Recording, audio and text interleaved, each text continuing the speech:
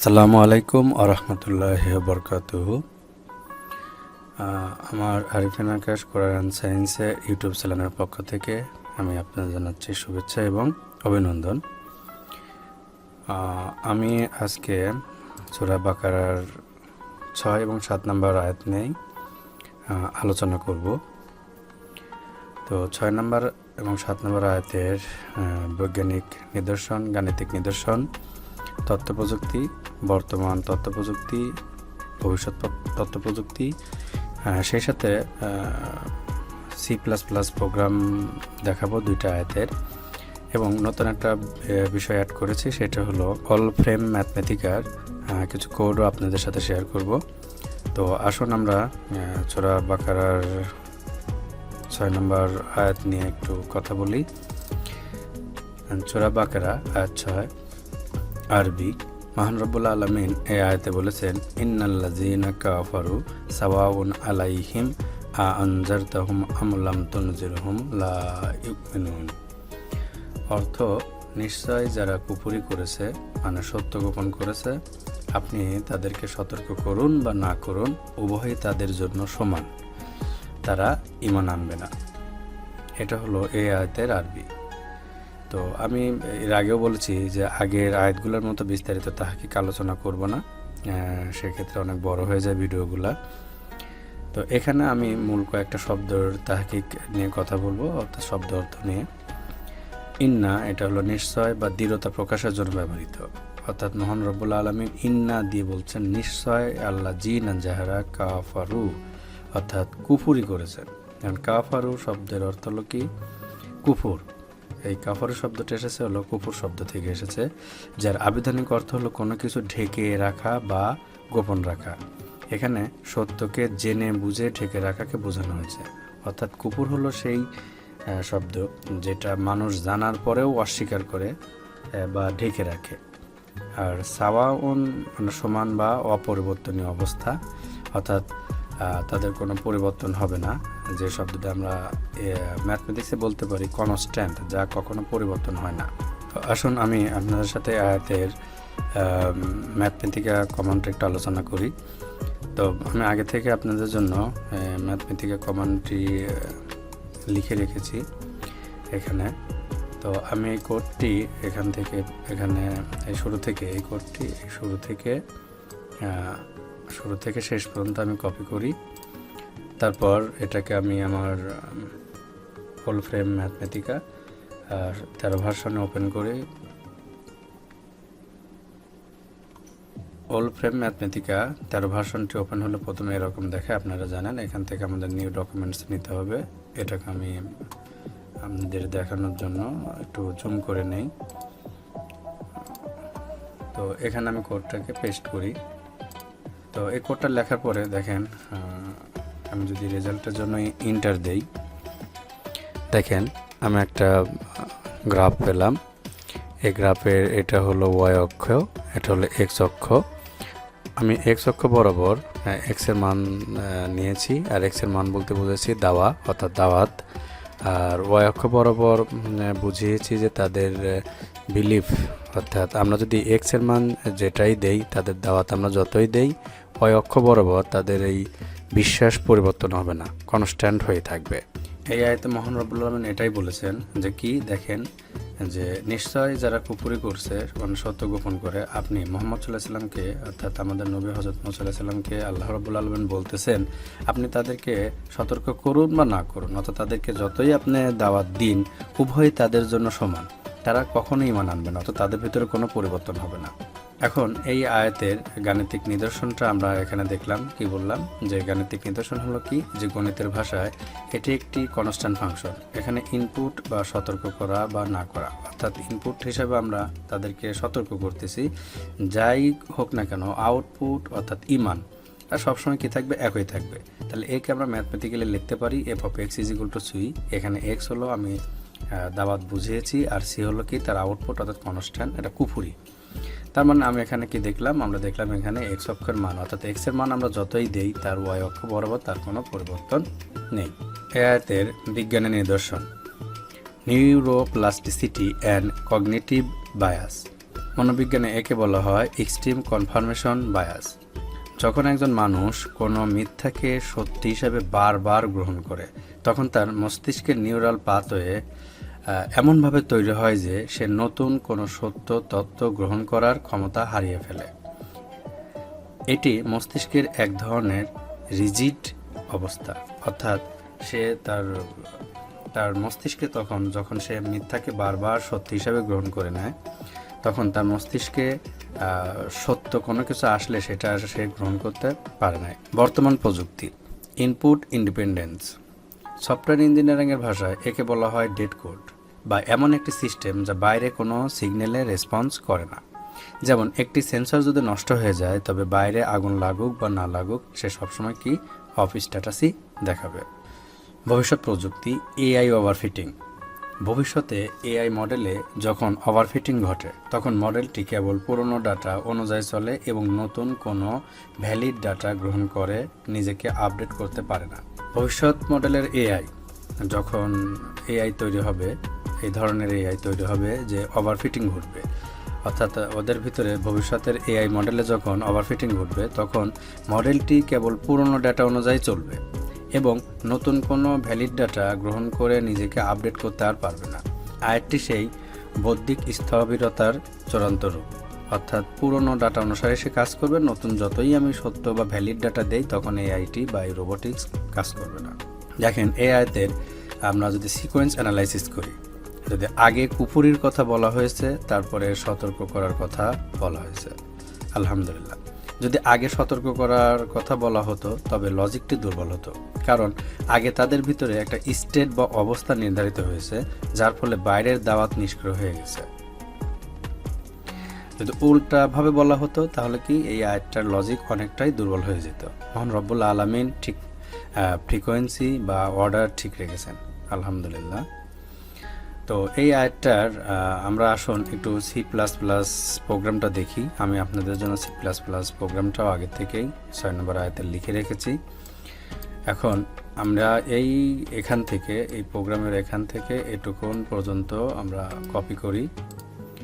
Copy করার পরে আমরা আমাদের গত আয়াতগুলোর মতো কোড ব্লক সফটওয়্যার ওপেন করি। কোড ব্লক সফটওয়্যার ওপেন হওয়ার পরে এমন দেখায়, আমরা নিউ ফাইল নেই, তারপরে ফাইলটিকে আগের মতোই সেভ ফাইলে অ্যাজে ক্লিক করি।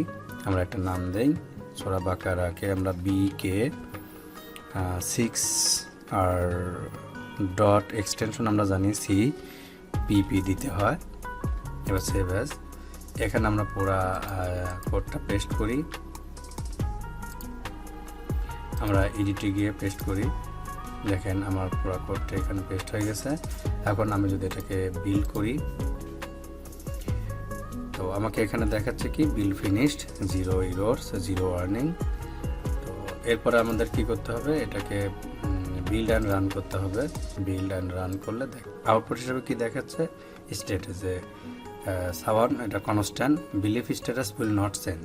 অর্থাৎ যারা কুফুরি করেছে, জেনে শুনে সত্যকে যারা আড়াল করতেছে, তাদের হৃদয় কি কনস্ট্যান্ট। এদেরকে আপনি যতই তাদের বিশ্বাসটা হয়ে গেছে কি চেঞ্জ হবে না, আপনি যতই তাদেরকে দাওয়াত দেন, তাদের belief status will not be change, তাদের বিশ্বাস চেঞ্জ হবে না।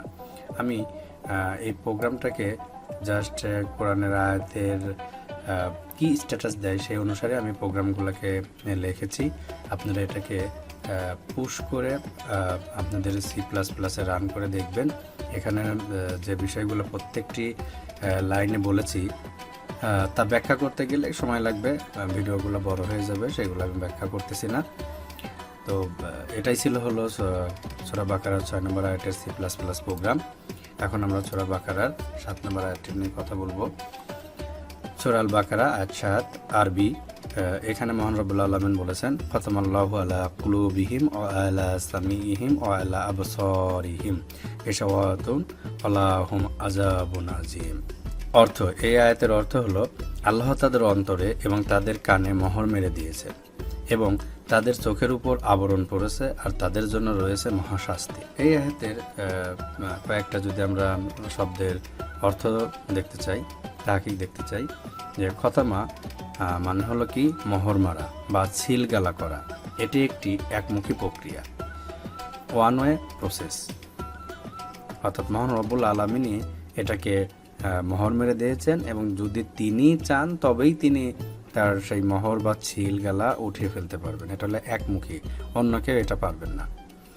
আর কুলুবুন শব্দটি হলো কলব এর বহুবচন, অন্তর বা বুদ্ধি। আর গিশাওয়াতুন হলো কি পর্দা বা আবরণ, এক ধরনের লেয়ার। এই ইম্পর্টেন্ট কয়েকটা শব্দের অর্থ শুধুমাত্র আমি এখানে বললাম।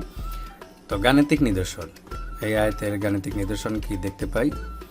সেট থিওরি, নাল সেট, অর্থাৎ তাদের হেদায়েত গ্রহণের সেটটি একটি নাল সেট, মানে ফাঁকা সেট।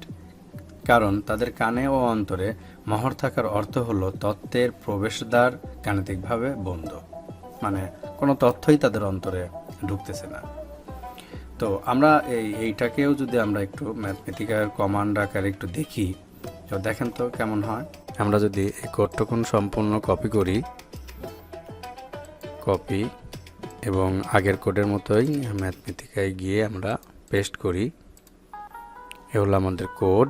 তো আমরা যদি এখানে এন্টার দেই, দেখেন আমাদের এটারও আমরা একটা আউটপুট পেয়ে গেছি। এখানে আমি হার্টকে লাল এবং কান এবং চোখকে ধূসর করে দেখিয়েছি, অর্থাৎ তাদের হার্ট এখন ব্লক হয়ে আছে, ফলে তাদের কান এবং চোখে কোনো ডাটা পাঠানো হচ্ছে না এবং প্রসেস হচ্ছে না, ফলে তাদের কগনিশন অর্থাৎ জ্ঞান কি হয়ে গেছে, অন্ধকার হয়ে গেছে, কালো হয়ে গেছে। অর্থাৎ তাদের হার্ট থেকে তাদের কান এবং চোখে কোনো ডাটা প্রসেস না হওয়ার কারণে তারা চোখ দিয়েও কিছু দেখতে পাচ্ছে না, কানেও কিছু শুনতে পাচ্ছে না, ফলে তাদের জ্ঞান অন্ধকারে নিমজ্জিত হয়ে গেছে। এখন আমরা 7 নম্বর আয়াতের বিজ্ঞানের নিদর্শন দেখব। Sensory processing disorder. জীববিজ্ঞানের দৃষ্টিতে যখন দীর্ঘ সময় ধরে সত্যকে অস্বীকার করা হয়, তখন মস্তিষ্কের ফ্রন্টাল লব যা সিদ্ধান্ত গ্রহণ করে তা অকেজ হয়ে যায়। একে বলা হয় নিউরাল প্রোনিং এর নেতিবাচক রূপ। সত্য গ্রহণ না করায় মস্তিষ্কের এই বিশেষ অংশগুলির কার্যক্ষমতা স্থায়ীভাবে বন্ধ হয়ে যায়। এখন আয়াতের মধ্যে বর্তমান প্রযুক্তি কি আছে বা কি উপলব্ধি করা যায় সেটা নিয়ে কথা বলি। এটি কম্পিউটারের রিড অনলি ফাইল বা রাইট প্রোটেক্টেড মেমোরির মতো কথা বলা হয়েছে এখানে। আপনি যেখানে নতুন ডাটা লিখতে পারবেন না, কারণ অ্যাডমিন অর্থাৎ মহান রব্বুল আলামিন সেখানে অ্যাক্সেস পারমিশন লক করে দিয়েছে। চোখের উপর গিশাওয়া হলো আধুনিক ইউআই ইউএক্স ব্লকিংয়ের মতো, যেখানে ইউজার সামনে ইন্টারফেসে দেখলেও মূল ডাটা দেখতে পায় না। এই আয়াতের বর্তমান প্রযুক্তির এই বিষয়টার সাথে মিলে যায়। 7 নম্বর আয়াতের ভবিষ্যৎ প্রযুক্তিতে আমরা কি বলতে পারি দেখেন। Block chain finality and hard fork. Block chain যেমন একবার ট্রানজ্যাকশন কনফার্ম হয়ে গেলে তা আর ফেরানো যায় না। এই মোহরমারা বা খাতামা হলো সেই চূড়ান্ত অবস্থা যা আর রিভার্স করা সম্ভব নয়। হয়তো মহান রব্বুল আলামিন যদি ইচ্ছা পোষণ করেন তখনই হয়তো সম্ভব, তাছাড়া স্বাভাবিকভাবে সম্ভব না। এই আয়াতের আমরা সিকোয়েন্স অ্যানালাইসিস করব। আয়াতে প্রথমে অন্তর, তারপর কান এবং শেষে চোখ এর কথা বলা হয়েছে। এটি অত্যন্ত বৈজ্ঞানিক। মানুষ প্রথমে মন থেকে সিদ্ধান্ত নেয়, তারপরে তথ্য শোনে, তারপরে বাস্তবে দেখে। যদি মন আগে লক করা হয়ে যায় তবে কান ও চোখ দিয়ে আসা তথ্য আর কাজ করে না, যা আমি ম্যাথমেটিকায় আপনাদের গ্রাফের মাধ্যমে দেখালাম। এই ক্রমটি ভেঙে দিলে লজিক্যাল ফ্লো নষ্ট হতো। দেখেন মহান রব্বুল আলামিন কত সুন্দর করে প্রথমে কি বললেন, মানে অন্তর, তারপরে হলো কান এবং চোখের কথা সিরিয়ালি বললেন। এখন মেডিকেল সায়েন্সের ভাষায় যেমন আমি এখানে দেখেন লিখে রেখেছি, আপনাদের জন্য আমি একটা পম্পটা লিখে রেখেছি। দেখেন এই পম্পটা আমি যদি এই পম্পটা কপি করি, কপি করে আমি যদি কোনো একটা এআইকে জিজ্ঞাসা করি, দেখেন আমরা একটা এআইকে এই পম্পটা জিজ্ঞাসা করব কি লিখলাম, যে মনে করুন আপনি একজন গাইনি বিশেষজ্ঞ, এখন আপনি আমাকে বলেন মায়ের সন্তানের ব্রেন, হার্ট, কান, চোখ এবং নাকের মধ্যে কোন অঙ্গটি আগে এবং কোন অঙ্গটি পরে গঠিত হয়। তো আমি যদি এআইকে জিজ্ঞাসা করি, দেখেন তিনি কি উত্তর দেন। দেখেন বলতেছে কি, গর্ভের শিশুর অঙ্গ প্রত্যঙ্গ একসাথে শুরু হলেও নির্দিষ্ট ক্রমানুসারে বিকাশ পায়। আমি একজন গাইনি বিশেষজ্ঞ হিসেবে সহজভাবে টাইমলাইনটা বলছি। গর্ভের শিশুর অঙ্গ গঠনের ক্রম সাধারণ ধারণা হলো কত, হার্ট, প্রথমে হার্ট। আলহামদুলিল্লাহ। দেখেন মহান রব্বুল আলামিনও কি বললেন, মহান রব্বুল আলামিন বললেন কি যে প্রথমে অন্তরের উপর কি মোহর মারে, অর্থাৎ তারপরে হলো কি কান এবং শেষে চোখের কথা বলেছেন। আর চ্যাট জিপিটি কি বলতেছে যে প্রথমে একটা শিশুর হার্ট সবচেয়ে আগে গঠন হয়, তারপরে বলতেছে কি ব্রেন, মস্তিষ্ক, তারপরে কি বললেন চোখ, তারপর হলো কান, তারপরে নাক। দেখেন মহান রব্বুল আলামিনও কিন্তু ঠিক এই সিরিয়ালটাই রাখলেন, কি হার্ট, চোখ, কান, নাক। অর্থাৎ মহান রব্বুল আলামিন এখানে হার্ট, তারপরে চোখ এবং কান বলেছেন, অর্থাৎ পর্যায়ক্রমে কি সুন্দর সিরিয়ালি বলেছেন। এটা কি কোনো একজন সাধারণ মানুষের পক্ষে বলা সম্ভব? না, কখনোই সম্ভব না। আমি মন থেকে এজন্য বলি আলহামদুলিল্লাহ। এই আয়াতের দেখেন, এই আয়াত নিয়েও আমি একটা আপনাদের জন্য প্রোগ্রাম লিখে রেখেছি, C++-এর একটা প্রোগ্রাম লিখে রেখেছি। প্রোগ্রামটা আমি এখানে দেখেন লিখে রেখেছি। আমি এখানে শুরু থেকে যদি শেষ পর্যন্ত প্রোগ্রামটাকে কপি করে আমি আগের মতোই আমাদের কোড ব্লক, আগে যেহেতু প্রোগ্রামটা লেখা ছিল এটা আমরা ক্লোজ করি, নতুন করে আমরা এই প্রোগ্রামটার জন্য নতুন একটা ফাইল নেই এবং এটাও সেভ অ্যাজ করি। এটার নাম দেই BK7 আর এক্সটেনশন হিসেবে CPP। এটাও যদি আমরা পেস্ট করি, দেখেন এই প্রোগ্রামটা আমি এখানে দেখলাম। দেখেন প্রথমে আমরা বিল্ড করি, তারপরে যদি বিল্ড অ্যান্ড রান করি তাহলে আমাদের এখানে আউটপুট কি দেখাচ্ছে যে access denied, read only system, no truth can be proceed. অর্থাৎ আমাদের এখানে মোহর মারা হয়েছে কোনো ডাটাই, আর আমাদের অন্তরে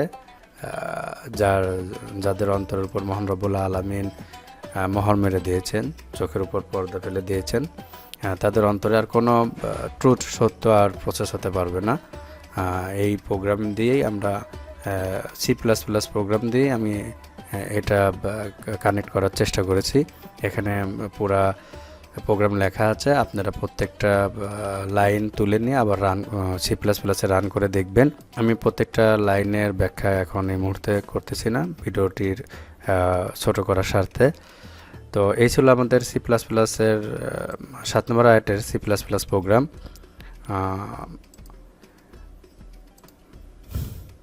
তো আসুন আমরা এই ভিডিও থেকে যতটুকুন জ্ঞান অর্জন হলো, আমরা যতটুকুন এই 6 এবং 7 নম্বর আয়াত থেকে শিক্ষা গ্রহণ করলাম, আমরা সেটা আমাদের বাস্তব জীবনে উপলব্ধি করি এবং সেটা মেনে চলার চেষ্টা করি।